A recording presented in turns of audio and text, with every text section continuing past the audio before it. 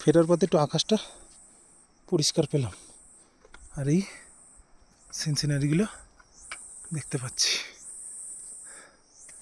বৃষ্টি সবেমাত্র শেষ হলো, সেই উপরে যেতে হবে। চলুন যাওয়া যাক।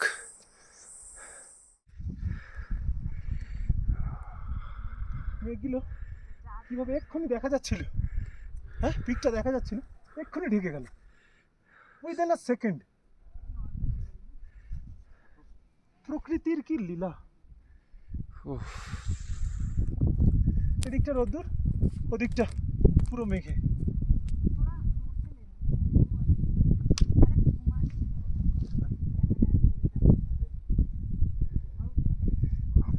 জাস্ট পিত্রধারটা ক্রস করে কিছুটা এসছি। শুধু ওয়েদারটা একবার দেখুন, কি যাব একটু 50 মিটার দূরে আর রাস্তা দেখা যাচ্ছে না।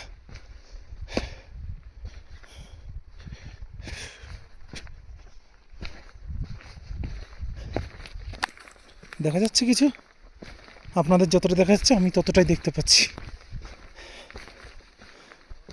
পুরো ভিজিবিলিটি আউট হয়ে গেছে, পুরো মেঘে ঢেকে গেছে চারিদিকটা।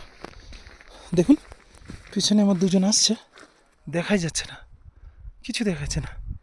এখানে একটা কি বড় পাখি, কি পাখি বুঝতে পারছি না, বিশাল বড় পাখি। চলুন এগোনো যাক, দেখি। লুইটি তো যেতে হবে, লুইটি এখনো 5 কিলোমিটার বাকি আছে।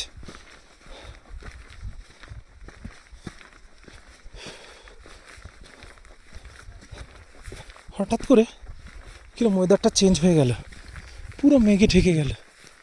ভিজিবিলিটি 50 মিটার, খুব বেশি হলে তারপর সব ধোঁয়া।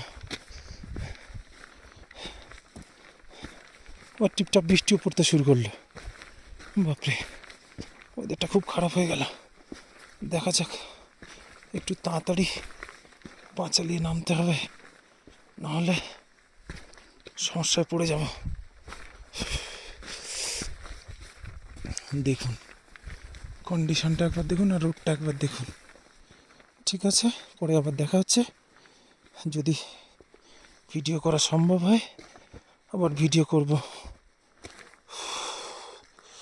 পাহাড় থেকে ওঠা এক চাপের, নামার এক চাপের। হাঁটুর উপর প্রচুর প্রেশার পড়ে, পুরো বডি ওয়েটটা একটা হাঁটুর উপরে চলে আসে। তো কিছু ট্রেকিং আমি করেছি, তার অভিজ্ঞতায় বললাম।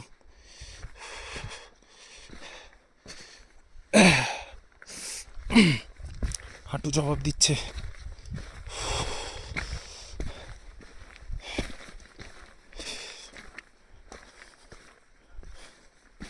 দেখুন কিছু দেখা যাচ্ছে? হ্যাঁ, কিচ্ছু দেখা যাচ্ছে না। অদ্ভুত পরিবেশ, পরিবেশ যে কীভাবে এখানে প্রকৃতি নিজের রূপটা চেঞ্জ করে উইদিন আ মিনিট।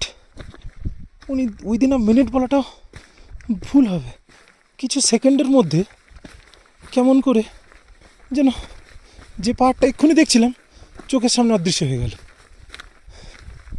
পিত্রধারে কিছু ছবি তুলছিলাম, দেখতে দেখতে পাহাড়টা পুরো ঢেকে গেল।